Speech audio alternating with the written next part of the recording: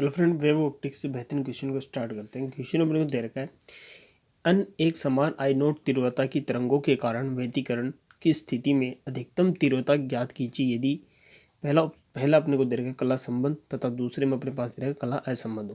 तो क्वेश्चन को स्टार्ट करने से पहले आपको इसमें जो अपने पास दे रखा है कला संबंध और कला असंबंध में डिफरेंस पता होना चाहिए। तो अपन क्या करते हैं, पहले कला संबंध में डिफरेंस देखते हैं कि कला संबंध अपने पास क्या होता है। कला संबंध और कला असंबंध,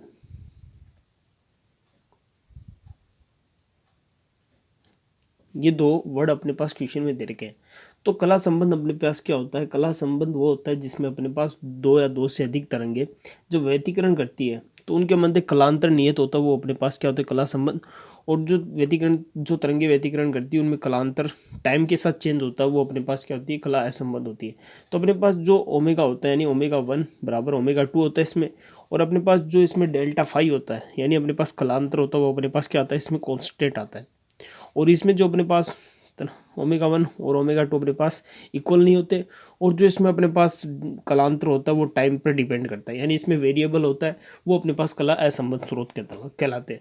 और अपने पास क्वेश्चन में पूछा है कि इसके लिए अपने पास जो अन एक समान आई नोट तीव्रता की उसके कला संबंध और कला असंबंध स्रोत के लिए उनकी तीव्रताएं क्या होगी। और अपने पास क्वेश्चन में पूछा है कि अधिकतम तीव्रता ज्ञात करनी है। तो अपन स्टार्ट करते हैं कला। पहले आपको पता होगा कि अपने पास जो तीव्रता होती है उसका एक आई नेट का फॉर्मूला अपने पास होता है I1 plus I2 plus 2 root I1 root I2 into cos phi. ये अपने पास आई नेट यानी नेट तीव्रता का फॉर्मूला होता है। तो आपको पता है अपने पास मैक्सिमम के लिए अपने पास कोस फाई की मैक्सिमम वैल्यू होनी चाहिए। कोस फाई की मैक्सिमम वैल्यू अपने पास कितनी होती है? 1। तो फाई अपने पास कितना आ जाएगा? फाई अपने पास क्या आ जाएगा? फाई अपने पास 0 डिग्री आ जाएगा। 0 डिग्री के अपने पास कोस की वैल्यू अपने पास 1 होती है।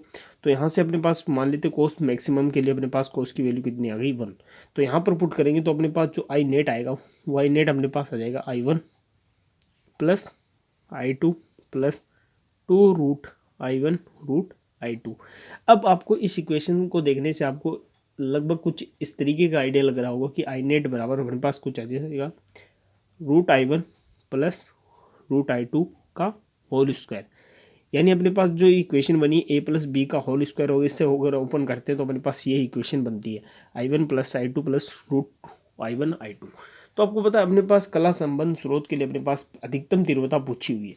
तो आपको पता है अपने पास क्वेश्चन में कह रखा है कि अपने पास अन आई नोट यानी अन एक समान आई नोट तीव्रता की तरंगों का व्यतिकरण करते हैं तो अधिकतम तीव्रता कितनी होगी।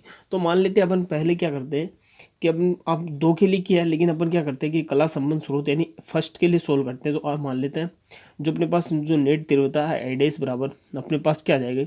अब दोनों आपको पता है अपने पास जो नेट तीव्रता आएगी वो अपने पास कितनी आएगी? रूट। अब अपने पास मैक्सिमम में कितना है? Root I1 plus root I2।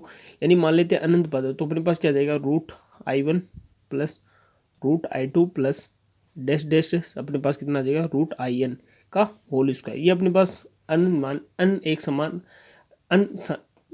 समान तीव्रता की तरंगे हैं।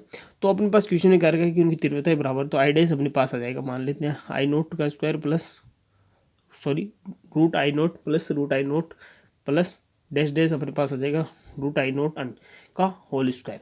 अब आपको क्वेश्चन में कुछ लैंग्वेज इस तरीके से मिल रही है कि अपने पास जो root I0 plus root I2 को ऐड करते जाए अन टाइम के लिए तो अपने पास जो बनता है वो अपने पास मैक्सिमम तीव्रता बनती है।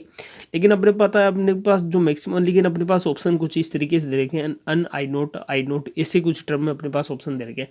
तो आप इस इक्वेशन को कुछ इस तरीके से लिख सकते हैं कि आपके पास ये अनपद है, इस अनपद को अपन क्या करते हैं, मान लीजिए अपने क्या लिख सकते हैं, इस अनपद को अन रूट I0 का होल स्क्वायर। इसे सोल्व करेंगे आप, इसे सोल्व करने पर आई डैश यानी जो कला संबंध स्रोत के लिए अपने पास आ जाएगा अन स्क्वायर I0। यानी कुछ इस तरीके से अपने पास ऑप्शन आ गया। तो आपको पता है अपने पास कुछ इस तरीके से वैल्यू आई है। अब बहुत से स्टूडेंट को डाउट रहता है कि मैंने ये डायरेक्ट अन I0 का रूट का स्क्वायर अपने ने कैसे कर दिया। तो आपको पता हो मान लीजिए 3 पद है तो 3 के लिए अपन क्या लिख सकते हैं? 3 रूट आई नोट का होल स्क्वायर। तो अपने पास यही वैल्यू बनेगी कितनी, 3 का स्क्वायर 9 और ये आई नोट आ जाएगा। उसी तरह देखिए आई नोट आई नोट आई नोट, ये अपने पास कितना बन रहा है, और अपने पास 3 रूट आई नोट ही बन रहा है। तो अपने पास ये जो वैल्यू है एन स्क्वायर आई नोट, ये करेक्ट वैल्यू है, कला संबंध स्रोत के लिए अपने पास वैल्यू आ गई है। अब अपन क्या करते हैं, कला असंबंध स्रोत के लिए सोल्व करते हैं। तो कला असंबंध स्रोत के लिए फिर से इक्वेशन अप्लाई करते हैं। तो आई नेट अपने पास कितने आ जाएगी, आई नेट बराबर I1 plus I2 plus 2 root I1 root I2 cos phi, यानी अपने पास ये है।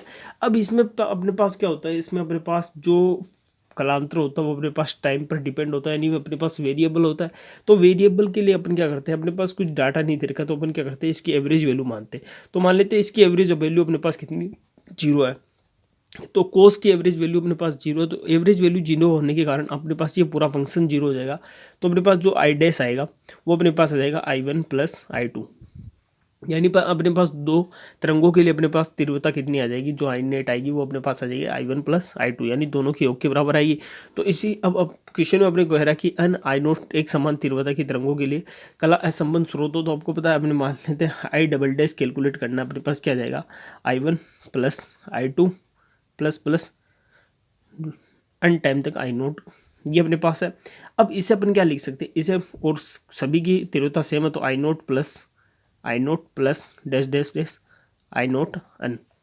अब इसे क्या लिख सकते हैं, इसे अपने पास आपको पता है अपने पास अन टाइम के लिए ये तीव्रताएं दे रखी है आई नोट, तो अपन क्या कर सकते हैं, इसे इस तरीके से लिख सकते हैं अन आई नोट।